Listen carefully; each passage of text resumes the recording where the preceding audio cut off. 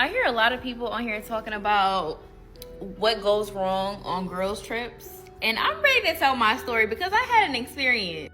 Alright, so boom. So it was 2021. I had went to Miami for one of my homegirls' birthday trip. Mind you, every other female that came on the trip was somebody that she knew. I didn't know the other females. So this is my first time in Miami. We out there, we having a good time for like the first 24 hours. And then just starts getting crazy. So everybody arrived at like different times. So some of them was pulling up already drunk, already saucy. Some of them pulled up staticky, like it was automatic static. I had beef with one girl on the boat. I didn't even know Shorty. Shorty came on there with mad tension, mad animosity, crazy shit going on. But let me get to the part that was just like it for me, when I was just like, you know what, I am never going on another trip with a group of females. So we got this boat. We in the middle of the water for mad long. We had booked it for like three hours. But the guy was really with us, so he let us have the boat for the whole night. So we in the water playing music, chilling, drinking, vibing, mad lit. Why the fuck? Some guy comes by the boat with his jet ski, and he's like asking us, hey, y'all want to get on my jet ski? So he's offering rides one by one. So out of a group of like 6 girls, 3 got on the boat with him one by one. First shorty gets on, she goes mad far out with him, and it took them mad long to come back. So we like, what the hell is going on? I'm like, did he just abduct us? Eventually she came back, but she was already so drunk that she couldn't even really articulate what the just happened, right? So number 2 gets on. Number 2 comes back, she's lucid, and she's like, nah bro, never again. We all like, well, we trying to get to school. So when the third shorty got on, this the girl whose trip it was, she gets on, and while she's gone, the second girl's telling us what happened on a jet ski. So he's bringing people on the jet ski, and his first thing he says to them on this jet ski is, who's trying to ride and who's trying to suck? So now we all spinning the block going back to shorty number 1 like, wait, you didn't want to tell us what happened. What happened? Why she said she sucked his thing on the jet ski.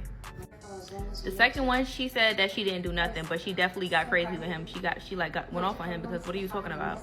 The last one, she wouldn't disclose fully what she did, but she just kept saying what happens in Miami stays in Miami. We go back to the first shorty. She's like, yeah, I did. She's like, oh well. She was like, it was small and it was uncircumcised, but oh well. What happens in Miami stays in Miami.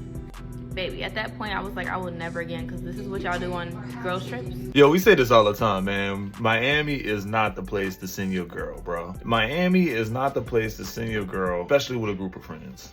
If any of those friends single, it's even worse at this point, dog. They need to be chaperoned, bro. They need to be supervised by some sort of partner in this situation.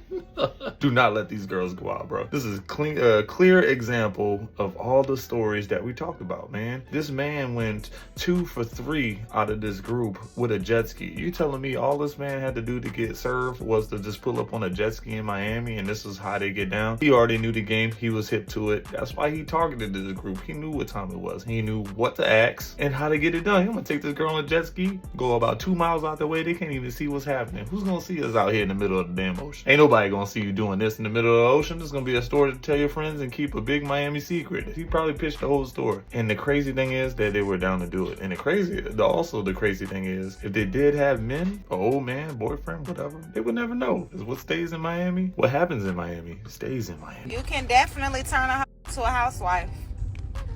I promise you, she gonna sit down. I promise you, she gonna sit down for the right one. You gotta be him. She gonna sit down for the right man? Like, man, the right man is probably smart enough not to even pick one to start with. As a man, why wouldn't you want to be up my ass? I just don't understand that. Nothing about that clicks to me. Busy? Huh? No. You just gotta understand, man, men ain't that sort of type that needs that emotional clinging. I'm not gonna saying every man, but a good majority of men, they like to keep their space, bro. And when it comes time to physical affection, you're gonna know. You know what time it is. Physical affection, every man needs that once, twice a day. You know what I'm talking about? You know, and once it's done, they about moving their own way. Space is peace for men. Going about doing their own thing every single day is peaceful for men. And when it's time to get together at the end of the day, day or some part of the day, hey, it is what it is. That's what it is. But, you know, I don't think a lot of men actually enjoy being super clingy. And for those that are super clingy, they probably have some sort of trauma in their life to make them that way. You get what I'm saying? Bad upbringing, bad relationship, not trust, you know, they don't trust their partner because something happened in the past, and those type of things. You get what I'm saying? When you say that he never has, does that include special occasions like birthdays and anniversaries? Because you definitely do not have to be romantic to buy something for your partner. You know, I know plenty of men that aren't romantic. Do you know what I'm saying? But I mean, you have men out there that just buy things for women in general as a form of wooing them, and they're not romantic either. So I just think, I don't know, like, that's just, to me, that's just baffling. Sounds to me you just want to get men to buy you stuff. You just accustomed and that's what you like. Men buy you stuff, you happy. All right? You come across a man that don't like buying you stuff, you're not happy. You know what we call those? We call those, they start with G, they call it gold diggers, all right? They not happy unless you get them stuff. You know, they're not happy unless you come up with some form of payment or you do something for them that's extravagant and all this. They just want something from your money. This is what that sounds like. The girl in the comment was clearly stating that she doesn't have to receive any gifts. The love that she gets from her husband is good enough for her, but yet it's baffling to you. What does that tell you? So this morning I thought of a way to think about what's the best way for someone to show me that they actually like me. I have now created a boyfriend bill, right? So this monthly subscription comes with us being in a relationship from now on. Haircut, $100 a month. I get my haircut every 2 weeks, it's $50. You want me to look good for you, right? That will be $100 every month, paid on the 1st. Car wash, you want to get into a clean car every month, right? You want me to drive everywhere, right? You want to sit in this passenger princess seat, right? Car wash is to $30 every week. Comes out to $120. Shoes. You want to do with a good sneaker game, right? You want your dude to be fresh when it comes to the shoes, right? 1 pair a month is my requirement, $220. That doesn't even include tax, but it's okay. The most important one is my caffeine budget. I am going to need $100. I'm addicted to caffeine. If I don't have my caffeine, I will get a major headache. So the monthly subscription that comes to being in a relationship with me is $540. If you cannot meet that subscription, get away from me.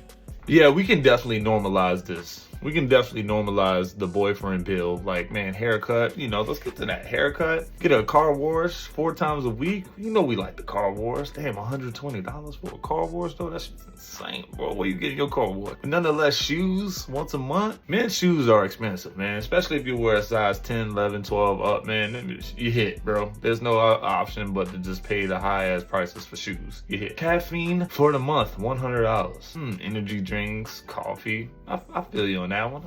That ain't bad. $100 seems reasonable, right? Total $540. Basic stuff, man. 1, 2, 3, 4 stuff. 4 stuff. You maybe a subscription to Netflix, maybe a subscription to Crunchyroll, maybe a subscription to PS5, whatever it is, video game, whatever it is that's tech wise, whatever it is, maybe even a magazine subscription if people still doing those or whatever. So we're gonna round this up. We're gonna say $550.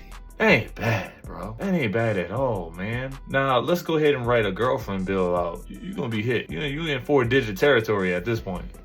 I don't know if it's just me, but this is something that I done came to terms with.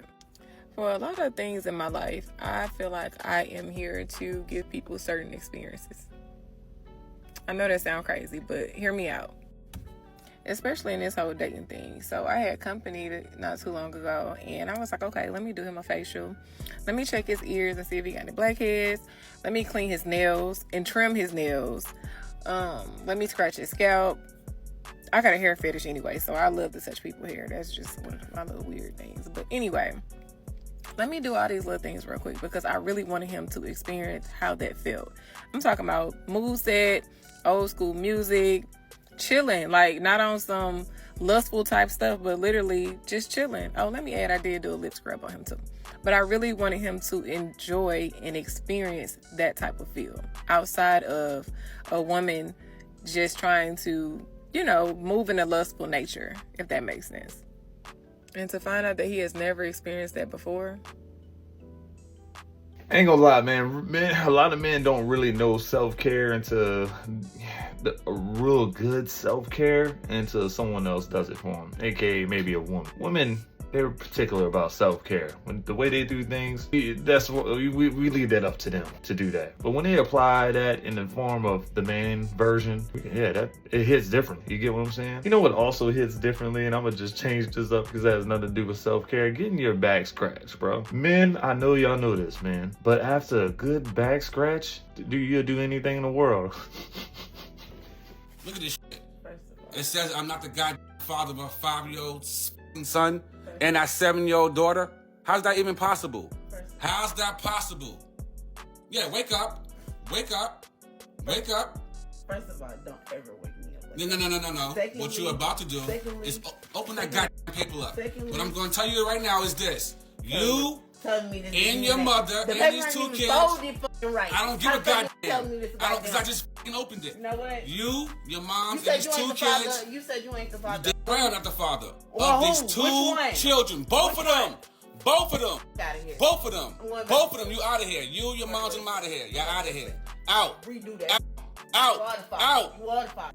Damn, my gosh, she is like super sassy, man. She's super sassy with that bucking the system. Like she like had got nothing to do, and she about to fall back to sleep on you, man. I'm hoping this is a skit, man, to be honest with you, man, because that reaction was no F's to give, dog. And right now, I don't think you can get her out the house. I'm just being completely honest with you. You're not doing it.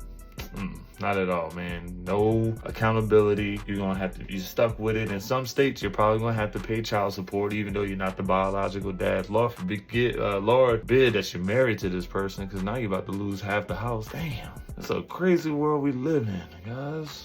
Majority of women are absolutely delusional. They are. How so? But why? Well, they're delusional because they believe that there's this special man specifically for them. Yes. That will worship the ground that she walk on for eternity and not see any other woman besides her, and not have any sexual desire for another woman outside of her, and give her all of his money and all of his attention to her. And time. Yeah. And she believes that the older she gets, the more opportunity that she's going to face. You know why? Because she does not understand men. Number one thing men are still not accepting in 2025. Tune in. Women don't actually love you.